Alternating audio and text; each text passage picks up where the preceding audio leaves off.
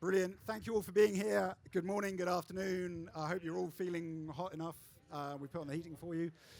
I'm Jamie Credland from the World Media Group. It's an alliance of the world's most trusted news brands, and we exist to promote the value of news brands and news environments for advertisers and agencies. This morning, you've heard lots about that. If you've been here all morning, you've heard lots of talk about the value of news environments, some of the research in that space. Now we're going to take a slightly different tack, slightly different perspective, take a step back and talk to the editors, talk to the editorial leaders who are creating these quality environments. And we're going to talk about two things. We're going to talk about their jobs, how the role of journalism, the practicalities of doing journalism is changing. And we're going to talk about some of the biggest news stories in the world right now, specifically focused around business, around consumer confidence, around business decision making. Because if you work in advertising, and I'm assuming you do because you're at Cannes Lions, these things matter. They affect how businesses are going to be making decisions in the next 12 months. So, to join me in doing that, we have an incredible panel, a truly global panel. First up, we have Emma Tucker, Editor-in-Chief of the Wall Street Journal. We have Gregor Schmitz, Editor-in-Chief of Stern. And we have Ellana Lee, Group Senior Vice President and GM for APAC at CNN. Let's give them a round of applause, please. Brilliant. Right. Emma, we're a long way away, aren't we? But anyway, Emma, we're going to start with you, if that's all right. You moved to the US to lead Wall Street Journal about 2.5 years ago now. I think it was February 2023. And when you moved, a lot of the conversation was around the differences between the US news environment and the UK news environment. Now that you've been there a couple of years, has the news environment in the US changed over the last 2.5 years? Are you seeing a shift in terms of how reporting gets done? I think if there's been a shift, there's a greater acknowledgement generally within the industry that the industry itself is facing a crisis. When I got there, the US is a very different market from Europe. I can't remember a time in Europe in journalism when my back wasn't up against the wall, whereas in the US, it's obviously it's been insulated from some of these market forces. On the reporting front, yes, there has been a shift because, we have a new Trump administration and that poses its own challenges to reporters. I wasn't there the last time there was a Trump administration, but the minute I arrived in, it became apparent that he could win the next election. We were, I was very much told, expect a fire hose of news. That's what we've had. But in a bold move, I restructured my DC bureau a year before the election, and that allowed us to be in good shape now for what is an incredible moment in the news cycle. Huge amount of uncertainty, and very much a moment when people are turning to the Wall Street Journal to help it make sense of what's going on. Yeah, I think that makes a lot of sense. I saw, and this weekend, Trump was standing in front of the US Army and calling out journalists and misinformation. I think that it must be a tough environment in some cases for your team. Yeah, he doesn't hold back at all. He quite often criticizes us publicly. He berated one of my reporters on Air Force One in front of everybody. But it's transparent. At least we know what he thinks, and we can hold our heads up. But yeah, it's an interesting moment when you're a reporter and the President of the United States is calling you out publicly on social media. That takes some guts. Wow, unprecedented, I think. And at least in my news diet, I hear a lot about that in the US. But Gregor, coming to you and looking at Germany, of course, in a world where many of the biggest players on the global stage are US tech companies, that affects reporting in Germany as well, right? Well, definitely that affects reporting, and it has affected heavily our business model, obviously. I want to tell them right here, give us the money back that you stole from us over the years. So it has been a big blow to the business model. As to the reporting side, I liked your diplomatic way of putting it. It's not just unprecedented, it's on a daily basis unprecedented, not just in the US, but also increasingly in Europe and Germany. You've seen more even physical attacks on journalists lately. You have seen the rise of right-wing movements in Germany, people that are very, very critical of the institutions, similar to the US again, and lose confidence in the press, the media, even though our media landscape is somehow different. I think we are still a little less partisan, less polarized than the outlets in the US. I think our business model is still working somehow better, particularly with regional newspapers. So the underlying structure is more solid, but we're seeing it under attack. And we've seen it at Stern, for example, with Elon Musk several times over the past months. We published a cover story on his interference or his alleged interference in the German elections. And we showed him alongside Vladimir Putin, which he didn't really like. And he wrote a message on X saying, well, it's typical, I saw that coming from the legacy media, that's us, and it's only going to help the AfD to win the election. The AfD didn't win the election, but he did everything he could to make it happen, hosting town hall meetings on X with Alice Weidel, the leader of the right-wing movement. So, yeah, and you see J.D. Vance at the Munich Security Conference berating us. So it's an interesting time. In a way, it's bad for democracy, but it's still good for business because people read these stories. Yeah, no, I think we heard earlier this morning about the news junkies audience, and those people are still reading. They still want to know more about it than ever. And as you say, it's more important than ever to be reporting on that stuff. Ellana, you're based out in Hong Kong, and you've been with CNN for a long time. I was curious, has the role of Asia reporting and reporting from that region changed over time within CNN? Have those stories taken on a different aspect?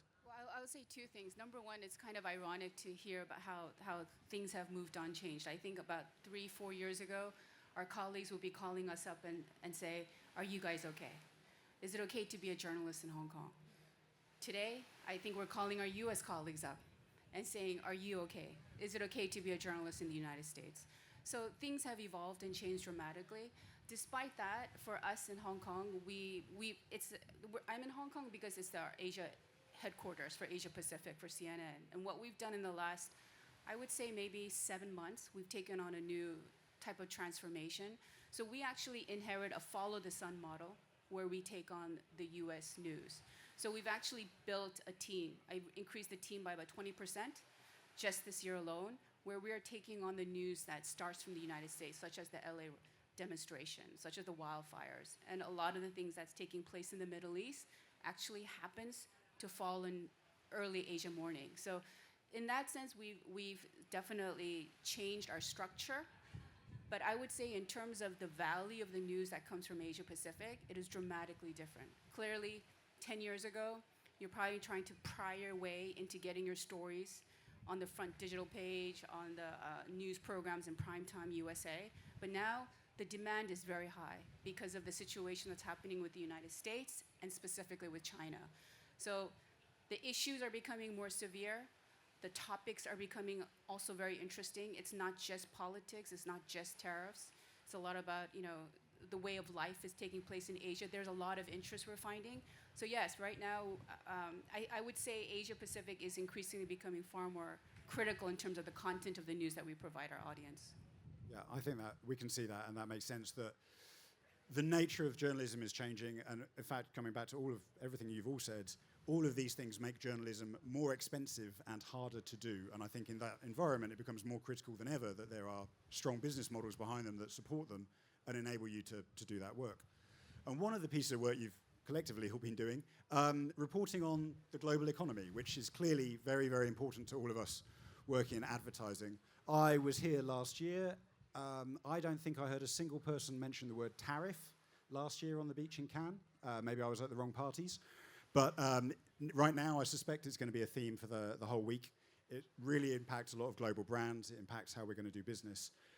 As a starting point, Emma, could you give us a kind of where we're up to now and what the impacts might be? Because as a lay non-editor, the story seems to have changed quite a few times.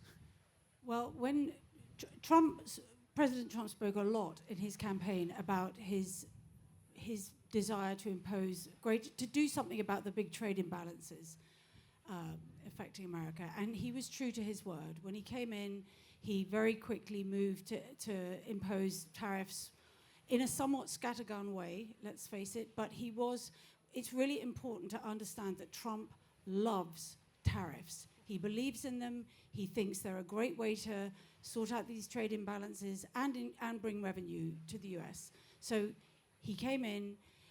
I think what happened then, there was a sort of seesawing around tariffs. A lot of announcements were made, then they'd be escalated, then they'd be de-escalated, then something else would happen. So there was a lot of up and down, a huge, huge amount of uncertainty, which was not good for business or consumer sentiment. Now, it's interesting that as a result of all this, the only deal that has been done was the somewhat uninspiring and really rather lame trade deal that was done with the UK. No offense to the UK or the US, but it wasn't a model that other countries were likely to be able to copy. Most of the work had already been done for that trade deal. Meanwhile, there's still this uncertainty out there. Nobody quite knows where we're going to land. And I would say as well, I think there now is a degree of boy who cried wolf around it. Some of the shock and awe around these announcements has lost their impact. Having said that, the deadline for the 90-day reprieve that's due to come up in July is hanging over all of us.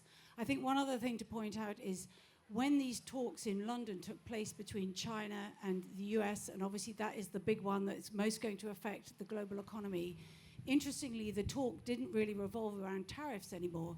It was around export controls, the fact that the US relies on China for various critical minerals, and the fact that China needs access to US chips and semiconductors. So interestingly, we've already moved on from tariffs, and we're talking about export controls. So the debate is fluid, I would say. It's fluid. And obviously you're speaking to business leaders as well all the time. Are they feeling then a little bit more confident, that boy who cried wolf aspects? Is it? I think there are two responses. One is there is no doubt that it's created an enormous amount of uncertainty. But there is also now, because of all this seesawing and uncertainty, a slight degree of, well, we're just going to keep buggering on because, without knowing where we're going to land. I mean, I spoke to the chief executive of one of the biggest banks in New York, and he was pretty sanguine. He was like, the S&P will keep rising, the sun will keep coming up every day, the US economy is a big thing. I mean, I think he was more sort of like, how else are we going to respond to this? Yeah. Gregor, did you want to come in on that? Well, I mean, I think Emma pointed out brilliantly, Trump has been very consistent on tariffs. I mean, he has been very consistent on tariffs, and he has been very consistent on singling out Germany, actually. I mean, you can go on YouTube and watch videos of him railing against German cars in the streets of New York in the 1970s. So that has been a consistent theme. So when Chancellor Merz actually traveled to Washington roughly a week ago, afterwards everybody was relieved that he didn't get into an argument with Trump at the White House or at the Oval Office, which is astonishing. I mean, for one of the staunchest US allies, for that to expect. But yeah, it is a problem, and for Germany it is particularly tough because the German business model has relied on three factors in the past. That was cheap energy from Russia, huge exports to China, and a world order that is basically guaranteed and underwritten by the United States, or a trade order. And all three items are beginning to fall apart. So it is tough for us, and there are some industries, of course, that are more affected, like the chemical industry and cars and so. Others, I mean, probably the French worry more about wine and food than we do, but overall it is a blow to us, and it's particularly difficult right now because we have been in the third year of a recession anyway, so it's not like we are booming. Yeah, and I think it's really important to remember that every single country has its own economic problems or its own economic challenges, so everyone is responding and that makes very a differently. Unified response so much more difficult. Yeah, exactly. And Ellana, I wanted to come to you on that because a lot of the coverage I see is based on, I guess, the US putting tariffs out into the world. Where you are, you have a much better perspective on what the impact of that is for China and how China may respond. Does it feel as bad as people make out? No, I think it's bad. I think everyone here on the panel will understand it, that everybody goes into this understanding that there is a lot of truth to what President Trump has said. There is an umbrella economic security. There is a military security that the rest of the world has enjoyed for the last couple of decades. He wants to write it, but the methodology of how you're writing it, when you're sitting in Asia, it no longer seems like a negotiation or a discussion. It seems like a punishment. And we cover tariffs on a daily basis. You'll get it from us. But what we're also trying to cover is that why is this taking place? So on the flip side, for us, what I find a little bit more interesting, aside from the tariffs that you wake up on a Monday, it's one edict, on a Wednesday it's something different, is how is this changing the region? So while President Trump is trying to make America great, he is making China great. He is making Asia great. So on the short term, there might be a lot of pains, and you've all heard about it, you've read about it. But in the long term, there is going to be a lot of an explosion of innovations that's taking place. So for instance, in China, right, in the US, you're talking about driverless cars. Where I sit in Hong Kong, we're talking about pilotless cars. We're talking about Hong Kong just last week have gotten our first drone delivery service taking place. In China, it's taking place on a daily basis. They've got 100 companies looking after EVs. And it's actually quite astonishing when a phone company just a couple years ago is now one of the greatest EV car makers. So all of this is pushing China, pushing Asia to a level of innovation that I'm not so sure America can keep up with in the long term. And the other thing I would say, though, is that the tariffs, which I feel it's a very government-to-government conversation, fight, it's really hard, it's really unfortunate from where I see it when it becomes very personal. When it starts attacking children's education, when it starts attacking where they're coming from. And so it becomes really personal. And you've got now kids now in the summer months, they're not sure they're going to get their visas to go back to the United States to study. And so I just think it just crosses multiple red lines. And those are the things that we're looking at. Thank you. I think that really brings to life the impact that these tariffs are having on real people, as you say, and real businesses. And your point about the technology piece is also fascinating to me. We're going to come on to that. But so, would you say in China there's a drone, or Hong Kong, drone delivery of coffee, and things that in Europe we can only dream about, where contactless payment is still not 100% accurate all the time. I wanted Emma to talk to you about the kind of American AI boom, the technology boom. A lot of this week is going to be about AI in the world of marketing and marketing and advertising. But is this kind of run going to just carry on? Can you see like broader business? It seems like a very small number of companies are actually doing very well out of it. Is that a fair assessment?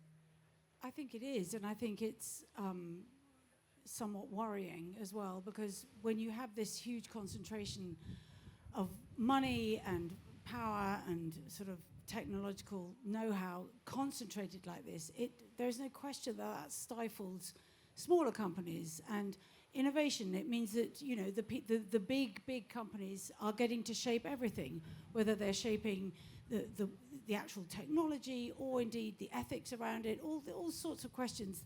And I think as well there's a geopolitical element to it as well. You've got these big companies in, again, China and the US shaping the future of AI, putting all their money, these huge investments. Europe, frankly, is nowhere in this, which is, I think, a worry for Europe and other parts of the world.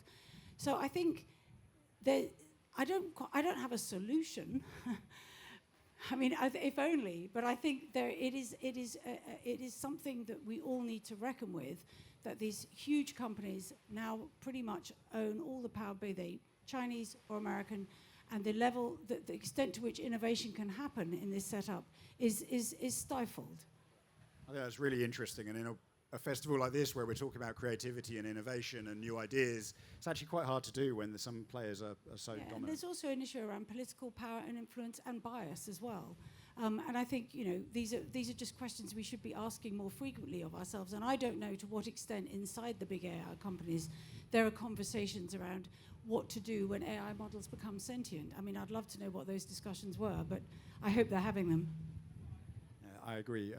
Gregor, did you want to come in at all on the European technology space? I mean, Emma is absolutely right. We are far behind, and Europe has to get its act together. I think we have done that successfully on defense now, where the conversation really has changed over the past 2 years. But again, then we are more focused on regulation, and in a way that is important too. I mean, if you look at social media, at the beginnings of social media, I think in theory it was a great idea. I remember the enthusiasm in the first Obama administration during the Arab Spring, where everybody thought, well, this is a platform to foster democracy, and then we realized after a few years, well, the bad guys are using it too, and maybe using it more successfully. So now the very same people are bringing us AI in many ways, or the people behind the companies. So in a way, I think it is right to be observant and watchful as well, but it's very hard to do the catching up and the regulating at the same time. Don't you think it's a bit depressing that Europe once again is the one coming in with regulation rather than the innovation? I mean, I'm sure you agree, but it's really, you're right, regulation is important, but it's kind of always the pattern, isn't it? America innovates, Europe regulates. And it would be really nice if, on occasion, Europe could innovate. Well, there's actually more innovation than one might think. I mean, at least Germany is doing AI-wise pretty well, but I would agree with you. I think the regulation is too much, and it's very difficult to strike the balance between it. But on the other hand, I think you would also agree that, well, there's reason to be concerned about the lack of regulation in the States on that matter. I would. Brilliant. Okay, I have lots and lots more questions, but I'm very conscious we have a beach full of people. So I wanted to open briefly. Has anyone got questions for the editors here, either around their jobs, their changing role of journalism, how that operates, or around the sort of broader picture? Anyone? If not, we will carry on. Ellana, I wanted to chat about those technology brands you mentioned and the technology companies in China and Asia. So it's interesting, you talk about America's innovating, Europe perhaps not so much, but at some level, I see a lot of innovation from where I stand. And it's the way how you process, how you push innovation to society. So obviously China has the benefits of where it encourages its society to say, these are the three areas we're going to innovate in. So for example, for China, low altitude economies, those are the drones, those are the pilotless airplanes. Let's say quantum physics, and AI. Those are the three that they have mapped out, are the areas that they want to invest in. So what that does is then you start to attract funding, you attract money. So it becomes like the Silicon Valley VCs. Automatically the funding goes there. And I would say the brilliant thing about it is that it's very nimble in its ability to innovate and fail and try again. So there isn't this stretched out process of a 10-year horizon. And that's why you're seeing a mobile phone company being able to be an EV company. And also, I would say, like I come from Korea. I'm a product of America, but I also come from Korea. Korea is probably the most wired country on this planet. But that was also driven by the government in the sense that they wanted to make sure that broadband was available not just for the elites and the ones who had money, but it was available for everyone on an equal scale. That's why the broadband, and that's why Korea is where it is. And with this type of thought, that is long-term strategy versus every 4-year strategy, I think this is where you see the difference. That's really interesting. And it doesn't seem to, that's a very planned out approach from Korea. It doesn't seem to me that the US has the same, but it does have this culture in it inherently of innovation and trying new things that seems like a different approach. Is that fair? Yeah, I think it is fair, but I think there are some really interesting dynamics going on at the moment. So I think your point about EVs is a really good one. Anywhere in the world now, apart from in the United States of America, you can buy a very good, high quality, affordable, Chinese-made electric vehicle. But you cannot, you could import one to the US, but it would cost you so much it wouldn't be worth it. And it feels like they're cutting off their noses to spite their faces. Absolutely. I had a friend in Dubai, went shopping for an EV car. He went into the shop, 12 Chinese companies, 12 EV options he had. Of course, he had a Tesla option, but he had BYD plus 12. You know, that's just happened in the last 5 years. It's quite remarkable, the innovation, and that they're confident enough to bring that innovation to a global world market minus the United States. Yeah, agreed. And I think there's a big missed opportunity at events like this, actually, because all of those car brands, Chinese car brands, are going to be launching and expanding across Europe. And at the moment, there's not as much chat about that as perhaps there should be. Those brands are going to be spending big. Right. Any other questions? Chris, we don't have a microphone for the audience. Do we have? Yes, we do. Corinne, can we have a question over here, please? Test. It's really a question for Emma. I'm a big fan. I thought you did we talked actually on the BBC about your campaign to get Evan out of Russia. It was hugely impressive. So I'm a big fan in that respect. But I'm just keen to know what Trumpism does to your brand. So I went to bed last night reading Elon Musk's comments about the Wall Street Journal, and he wouldn't line his cat What's he saying now? I think he said he wouldn't line his cat litter with the Wall Street Journal, but I wonder if that's good for the brand and whether it makes... I mean, we all think back to CNN and what Trumpism did to CNN and its numbers in the first term, and I wonder if you're starting to see some of the same, that actually the Wall Street Journal is putting on readers because of the position it's taking. I think that's a really important thing to think about for us. By sticking to rigorous reporting and being as fair and balanced, as objective as we can, and calling things out when they happen, we have benefited, is that the right word? Or people have come to us in very high numbers because they trust us to give them fair news. The thing that worries me is, I don't care. Musk can say what he likes about us. Trump can say what they like about us. But it's very important that we don't get sucked in and become players.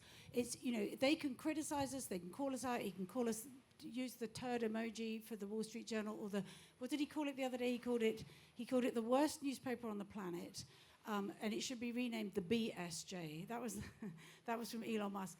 All of that's fine, but it's really important that the newsroom stays focused on delivering unbiased news and doesn't get sucked in, because I think what happened in the last Trump administration, a lot of the US media became part of the story and felt that they had a job to sort of stand up in opposition. And whatever they say about us, that is not our role. If we are to continue to be trusted, we have to keep delivering news that's fair and balanced. I think I can only add from a European perspective who follows the reporting. I think we would all or many of us would disagree with your opinion page, but the reporting you have done, not just on the Trump administration, but I also think on the Biden administration, on the health. Yeah, no, seriously, I think that was the most outstanding reporting that didn't really get picked up by other American outlets. So yeah, I would fully support that. Thank you. I think that's it actually, I kind of love about the media industry at the moment that while of course everyone is still competing and of course you want to get the scoop and grab the news first, it feels like there's a growing sense of we are all in this together to an extent. There's 100,000 subscribers. To bring people together. Any other questions? Actually, we'll go to the back. Sorry.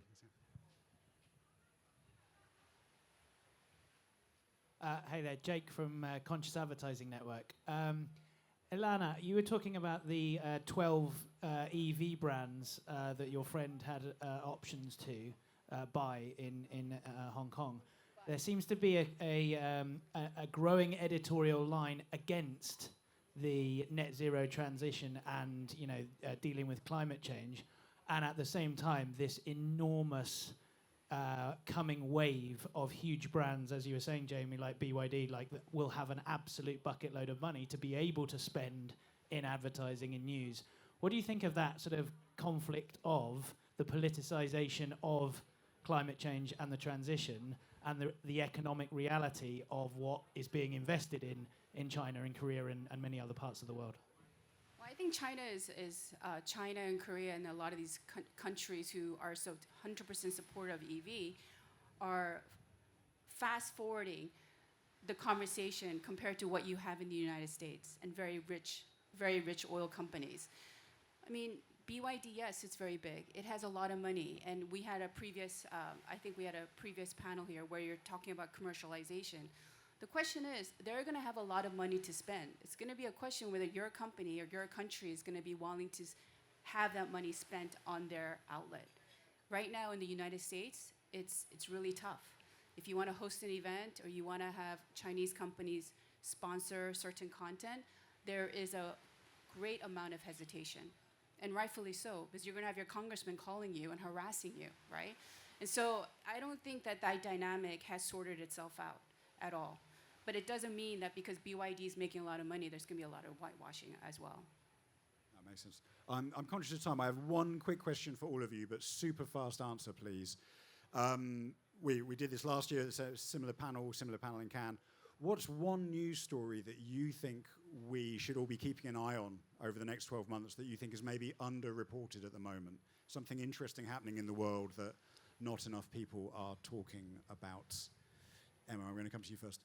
People are reporting this, but I think they're not reporting it enough. The degree to which the level of pocket lining that is taking place under this administration, sometimes under the guise of crypto, sometimes sort of dodgy deals that are done outside the normal norms of diplomacy. I think everyone needs to keep an eye on that. Brilliant. Thank you. Gregor? It's hard to predict because it's changing so quickly. Just 3 days ago, I couldn't have told you what the cover story is today. I think there is this lack of reporting on the question that we have been struggling with. How do we get our more innovative side back in Europe? And a more optimistic outlook for Europe and European innovation. I think that's really tough to report because we tend to be on the critical side in the news business, but I think it's an important one. Brilliant, thank you. And Ellana? I think the innovation in the military space is really interesting. You know, companies that can build cars, companies that can have a lot of access to steel. You know, there are a lot of companies, specifically in Asia Pacific, that started off as creating weapons during the wartime, and they were dormant. They were not allowed to create. But in this world, with the shift in the geopolitical situation that's happening, I think it's the one sector that you're going to see a lot of movement, and there's not going to be as many regulations around it. You know, I see it already, like in places like Korea as well. Some of the areas, the industries, it's now going forward with the U.S. talking about maybe pulling its troops. You now have to defend yourself. So I think the innovation that's going to be taking place in those areas, you see a little bit in the drone space right now, but I think it's going to be far more far-reaching and really quite intense in those areas. Brilliant, thank you. I was not watching that one, but I think that's a really interesting trend to watch out for this time next year. Thank you all so much for your time. I think you've done a brilliant job of demonstrating how important it is that we have quality journalists doing amazing jobs for our brands and for our clients. Thank you very, very much.